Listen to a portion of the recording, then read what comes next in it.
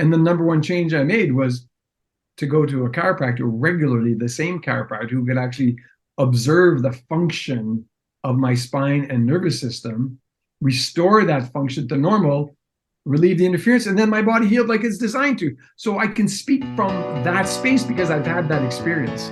Welcome to the 100-Year Lifestyle Podcast, dedicated to you and your loved ones living at 100% for 100 years and beyond. I'm your host, Dr. Eric Plasker.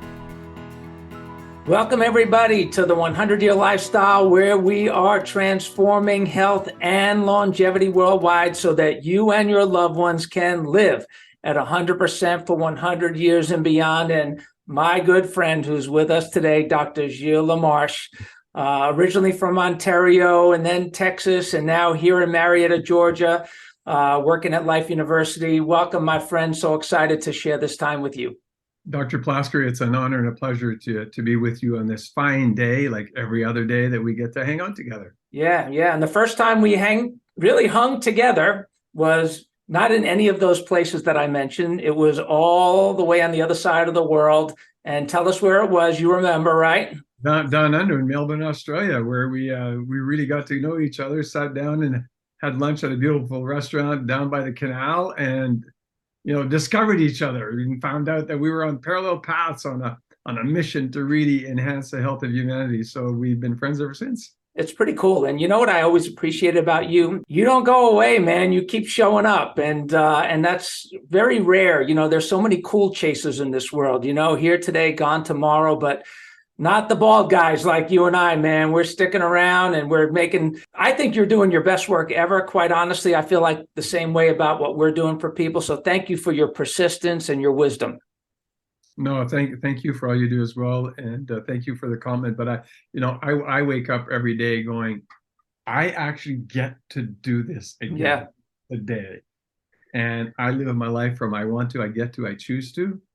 Every day is a beautiful day, and every day has something wonderful to offer. And so when we can share the insights that we've gained over decades of life and help other people make such discoveries for themselves and their families, I mean, what a paycheck that is. Yeah, it really is. And I've always appreciated, you've always been so supportive of our work with 100-Year Lifestyle and with everything that we've always done. And now here you are, I think, next level, living that for yourself. Taking on a new adventure of regaining and rediscovering your youthful track and field talents and abilities, athleticism. And I want to talk about that, but I know it's a journey to get to this point. And you're going to love how it all turns out, everybody, because it's kind of cool. It's inspiring. And you're going to want to do some of the same things that Dr. LaMarche has taken on, I have a feeling. So talk to us about what you're doing and just have at it. Well, before I do that, I'm going to give the audience a little bit of a history because, if you've been well all your life and all of a sudden you attempt something, well, that's super cool.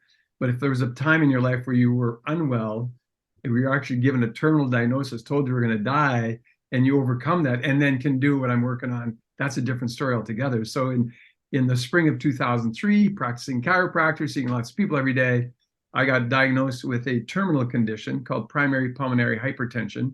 That's back pressure from your lungs into your heart. For those who care, it was measured at 57 millimeters mercury pressure. The normal is 15, which means that the back pressure from my lungs into my heart was 4 times greater than normal. And it caused a secondary issue because your body has this amazing ability to adapt when there's a lot of interference. And my heart had grown to 2.5 times its normal size. So if you put your fist out in front of you, that's roughly the size of your heart. Now bring your other fist beside it, that's twice, and now spread it out a little bit. That was roughly the size of my heart because my heart adapted to this back pressure. And for a number of months or years that this was happening, I had no symptoms. And all of a sudden one day I had serious symptoms and ended up, in a physician's office and got diagnosed with primary pulmonary hypertension. After seeing multiple ologists, cardiologists, pulmonologists, respirologists, you name it. And they said that the only thing that would save my life was a double lung and heart transplant. You heard that right, a double lung and heart transplant. They basically said, your heart's finished, your lungs are done. If you're going to live, you need somebody else's heart and lungs. And I was like, that was so outside my paradigm. So I researched that. I researched obviously the condition to understand it even better. I researched, how double lung and heart transplant recipients live their life. And I thought, not the quality of life that I want. And after conversation with my children, I made the conscious decision that I would transition. And so temporarily, because I was looking for someone to take over my practice, temporarily I would use Ventolin, an inhaler, about every 30 minutes, 2 or 3 puffs every 30 minutes while I was in practice. So I could breathe enough to take care of the patients that were before me and just repeat that and then go home and rest and come back kind of idea. So finally, I found someone to take my practice over on the 14th of April in 2004. I retired and I really went home to do what people do when they know they're going to die. I did all my preparations that you would expect somebody to do. And then on the 15th of May, 31 days later, I woke up and the first thought I had was, you're an idiot. You've been, preaching, teaching the chiropractic paradigm of health and healing for 25 years or more. There must be something seriously wrong with your spine and nervous system. And then my second thought was, well, how could there be? You get checked by a chiropractor every week or two. And it was really the third thought, Dr. Plasker, that really woke me up. And that was, but never by the same chiropractor. In other words, I was not a practice member in any practice. My patients, my practice members got better care than I did. I was like the cobbler whose kids have holes in their shoes or the plumber who has leaky faucets everywhere in their house. I thought I was being well taken care of, but I wasn't. I hadn't had a regular reevaluation in years. I had not had an x-ray of my spine in decades. No chiropractor in my community kept a chart on me. It was like, if we went out for lunch together, I'd go to his office or he'd come to my office. We'd check each other. So it was very, very low quality care. So all the noise that I'd done in my head, I made an appointment with my former office manager, went in and had a thorough consultation, examination, x-rays, nerve scan, everything that we did for our patients, had that done for me by the chiropractors who had bought my practice. And lo and behold, we discovered that I had serious subluxations in my upper thoracic spine. So from the 7th cervical to the 4th thoracic, my spine in that area was a complete mess. And important to note for people listening in, I had no musculoskeletal complaints, pain, anything. I was fully functional on the musculoskeletal roadway, if you like, but I was dying. And I started getting adjusted every day because these young chiropractors said, well, we'll adjust you a few times. We'll see if that might help you. And I went, no. If this is going to help me, we're going to have to go at it. We're going to have to go at it hard. We've got to change this because my life is dwindling.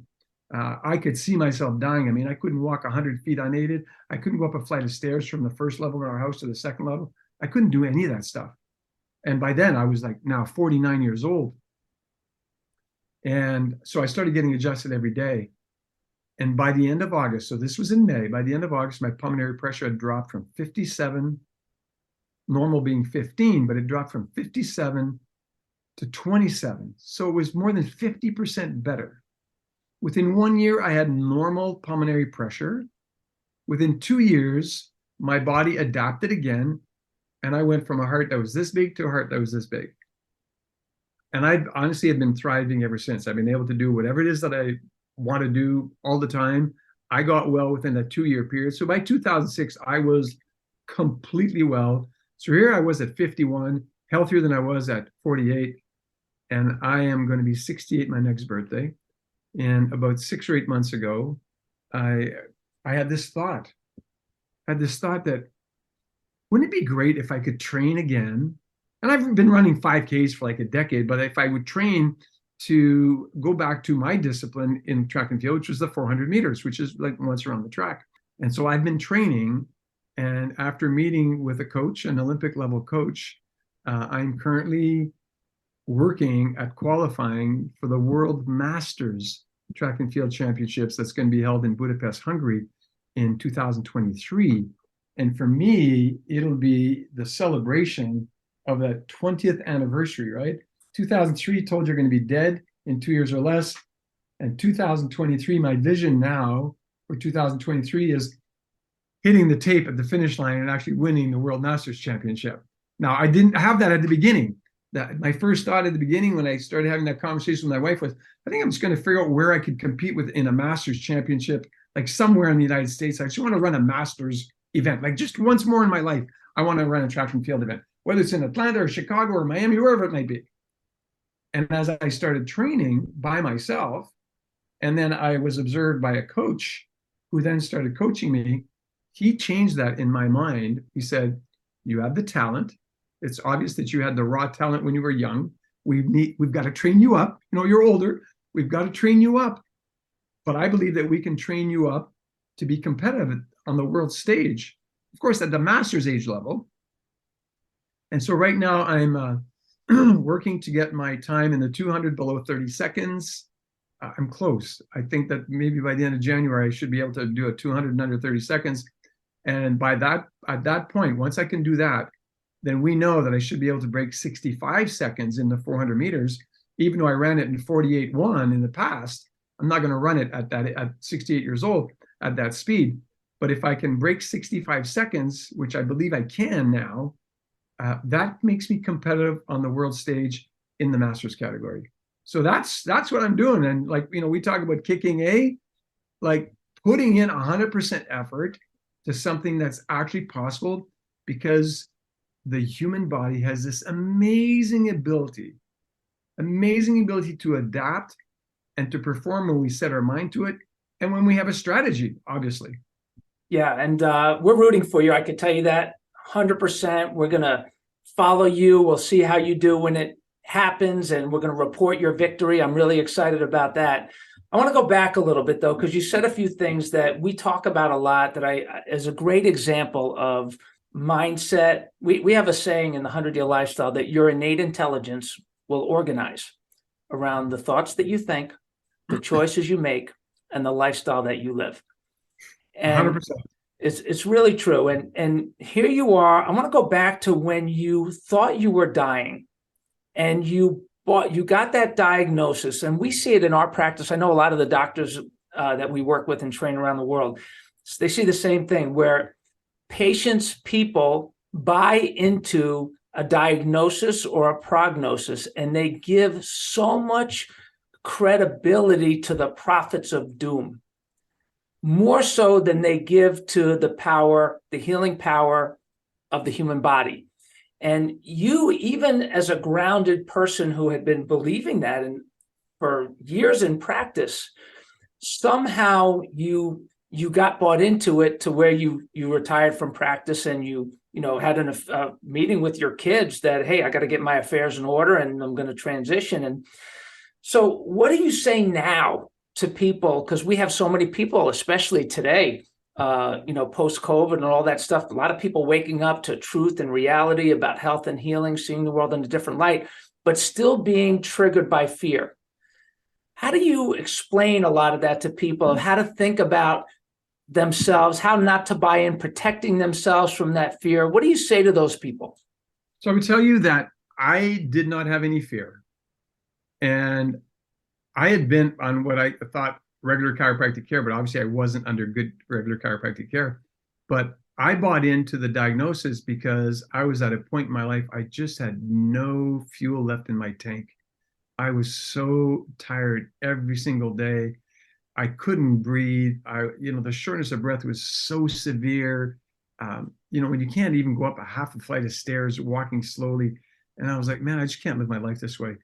And so I bought into it, thinking that I've already done everything else, right? So I was under regular chiropractic care. I eat clean. I drink water. I was exercising prior to having this respiratory difficulties. I was doing everything that people do to be healthy and stay healthy. What I missed out on was that I did not have a full, clearly functioning nervous system. So I speak to people about my experience. I'll say, I'll ask people, what are you doing to be well and to stay well? And I can interject and say, okay, so I thought I was under regular chiropractic care. Even speaking to practitioners, are you under care? Oh yeah. I see a friend of mine every once in a while. I said, do you make your appointments? Do you follow regular reevaluations? Do you follow the protocol that you follow in your own practice with yourself? And the majority say, oh no, doctor, heal thyself idea. So I come from that space and help people understand that the power that made the body truly heals the body, provided there's no interference. And our job as practitioners, and my job for me personally, is to discover, am I interfering with my body's innate ability to do what it's called to do? I mean, I had a brother once who died of a massive heart attack, younger brother, who died of a massive heart attack at 50 years old. But he'd drink a big bottle of Pepsi like every single day. Ended up with type 2 diabetes, ended up with cardiac issues because of it. But he was interfering with his natural state of health and was unwilling to learn, was unwilling to make the changes that would have allowed him to become healthy. So once I had my discovery, I was willing to make any change that would allow me to be healthy. And the number one change I made was to go to a chiropractor regularly, the same chiropractor who could actually observe the function of my spine and nervous system, restore that function to normal, relieve the interference, and then my body healed like it's designed to. So I can speak from that space because I've had that experience. Yeah, and monitoring you with a level of consistency, and I actually can relate to what you're saying, not at the level that you experienced it, but when I was, and I still do travel a lot, speaking around the country and around the world. Schedule is tough. Our hours are hard to find somebody that we can go to regularly. So I would do the same as you. I would have a different chiropractor in every port, so to speak. And so it always felt good to get adjusted, always felt good. But there's more to just feeling good. Like in our practices and in our office here with Dr. Corey, we are monitoring people on a regular basis. We check people on a regular basis. We know their spine. We know their nervous system. We see how after one adjustment, how the rest of their body adapts, how the nervous system adapts. And that's kind of what you're talking about. It's not having random regular care, but having what we call it lifestyle care in the 100-Year Lifestyle, getting lifestyle care. And I'm sure that you noticed this, and this is an important concept. One of the sayings that we also have is the intensity of your lifestyle care depends on the intensity of your lifestyle. So for example, if your lifestyle is not very intense, if you meditate 5 times a day and you eat perfectly healthy and you don't have any stress, then you need less lifestyle care. But if you start training for a 400-meter race and track and field, you need more lifestyle care. And that's not because of something where we're doing wrong on our side. It's because of what you're choosing to take on in your life. So talk about how you adapted yourself to the intensity of the care and the way that you take care of yourself with this new challenge that you set forth to achieve.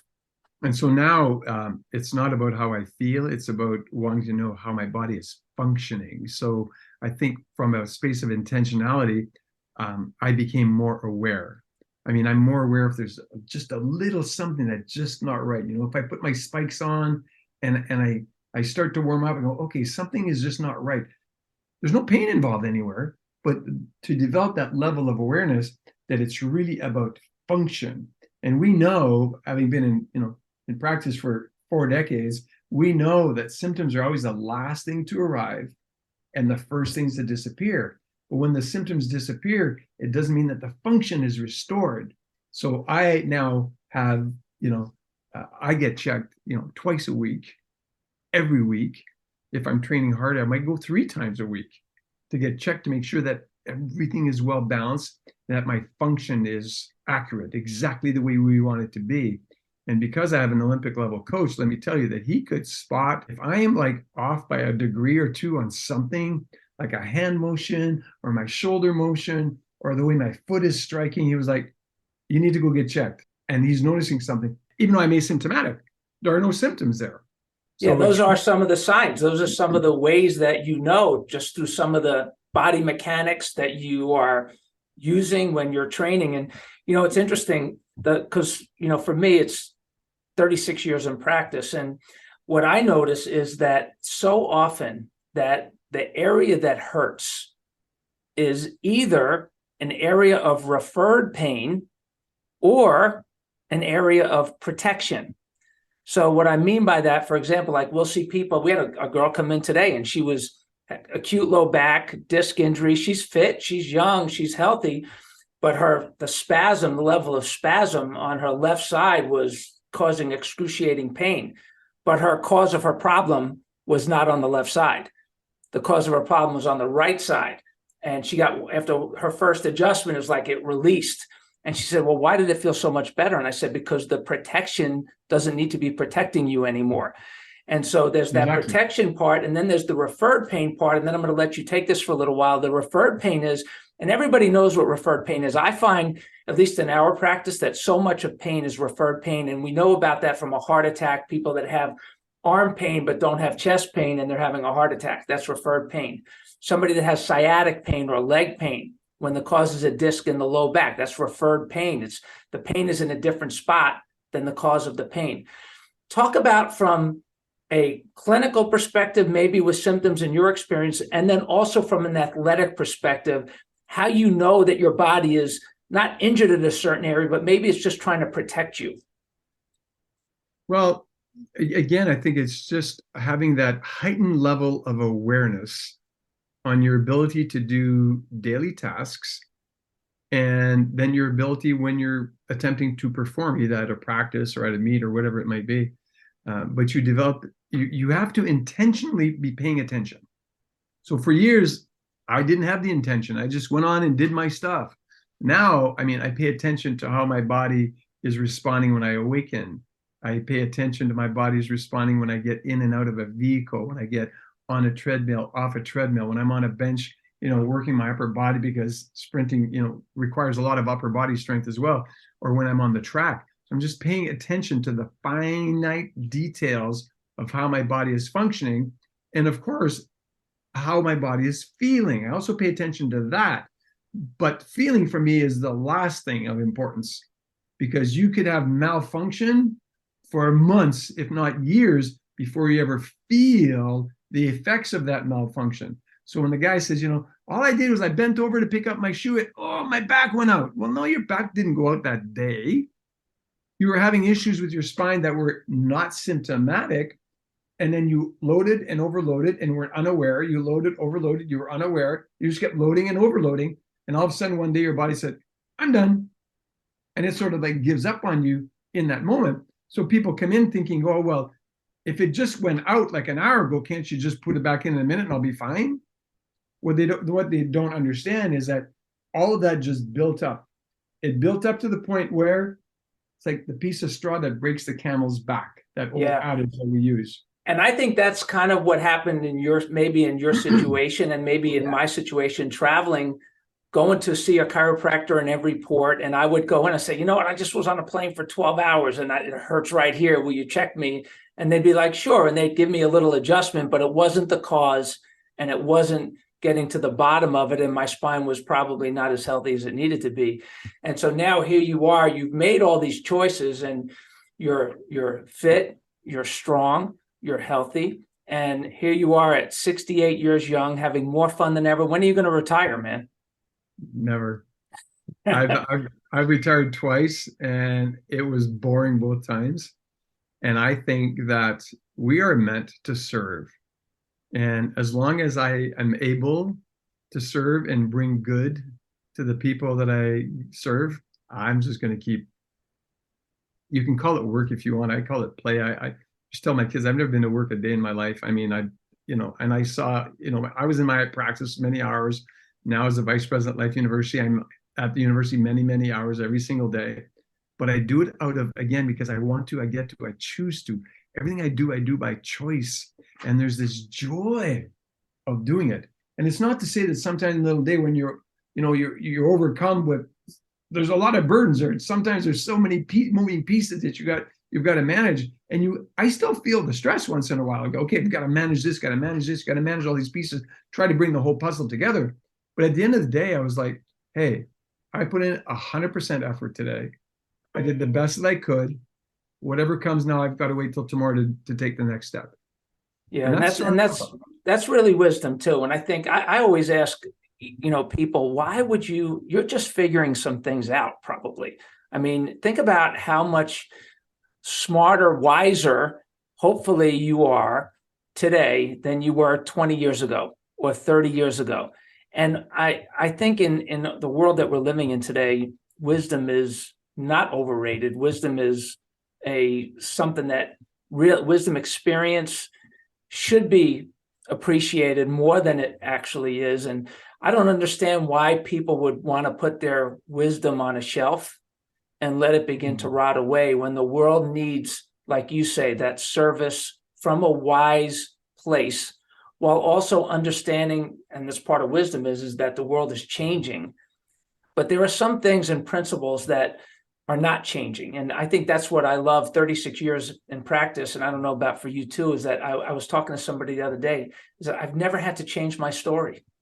Like the principles of the story that we talk about every day with our patients and our communities, we've never had to change our story. And when we started saying that, living to 100 is it's birthright time, it's not borrowed time. And now we're seeing how this National Academy of Sciences just came out with healthy longevity as their number one important goal. And it should be. Right. And AARP just came out with, basically they're paraphrasing 100-year lifestyle now. And Edward Jones just put out with a report, a financial report, basically paraphrasing 100-year lifestyle. And these are principles that you and I basically grew up with from a chiropractic and a lifestyle perspective that we've never had to waver from. I mean, for me, it makes me feel like I need to work even more and scream it from the rooftops. And I know you're doing that too. And how does it feel to know that you could wake up every day now knowing that, you know what you stood for is real and true and right? I said it to somebody today. I said it to somebody yesterday. I was in a couple of meetings in the past 2 days in Chicago. So I just came home late last night, but I was having a few conversations with different people. And I was like, our principles were true 100 years ago. Principles are not beliefs. They are factual. A principle is a fact. When you follow the principles that we were taught, that we teach our communities, and when people follow those principles, they get well, they stay well, and they get to live their best life. It's that simple. And the minute that you steer away from the principles that the body has this innate ability to heal, that all organic systems in the universe are conscious, self-developing, self-maintaining, self-healing, provided there's no interference. The minute you move away from that, you move into a different paradigm. And so those of us who live in this paradigm have held steadfast, for me, for decades, with my children from the time they were born. They were educated that way. When this thing called the pandemic was brought forward in the media 3 years ago, we did not waver how we live our life. Or worry. Never worried. I've never had fear over it, never worried whatsoever. We lived our life the same way we always live our life. There's no need to interfere with something when it's working well. Let's follow the principles of health and healing. Let's continue doing what we've always done. And at the end of the day, hey, I've caught the flu every once in a while, like somebody else, because I was tired. My immune system was weak. But I know the best thing to do is to strive to maintain a good neurological function and a highly effective immune system. And when you do that, you live your best life every day. Yeah. And we know the relationship between the nervous system and the immune system. And we have said many times since the pandemic, just because we're not afraid doesn't make me reckless.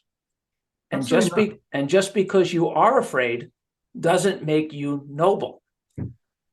The reality of it is when you are grounded in the reality of what we've talked about during this call, this interview, which has been fantastic, by the way. I always enjoy when we get together. It's exciting to know that people like you are walking the talk, and being a living example of what's possible.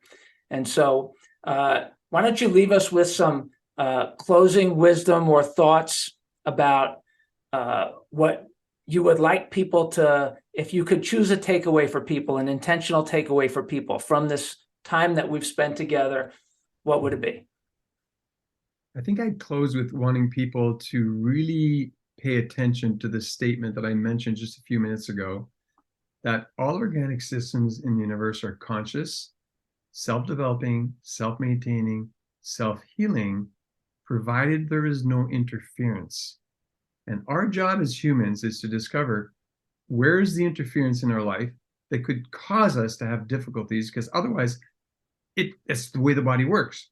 You get a sperm cell that meets an egg cell, and as they connect, there's a spark of electricity that goes off, and life starts there. You don't have to tell the two cells to connect. You don't have to tell them to replicate. You don't have to tell the cells to replicate to the point where they create the neural streak. And then from the neural streak, which is ultimately ends up being the brainstem and the spinal cord, brainstem, spinal cord, from that, all the organ systems grow. I mean, most people don't understand that your cardiovascular system, it grows off of that neural streak in the embryological stages. Your digestive system, your reproductive, it all grows from there. So there is a direct connection between your brain and your body, every single part. And that communication is through the spinal cord and the rest of your nervous system.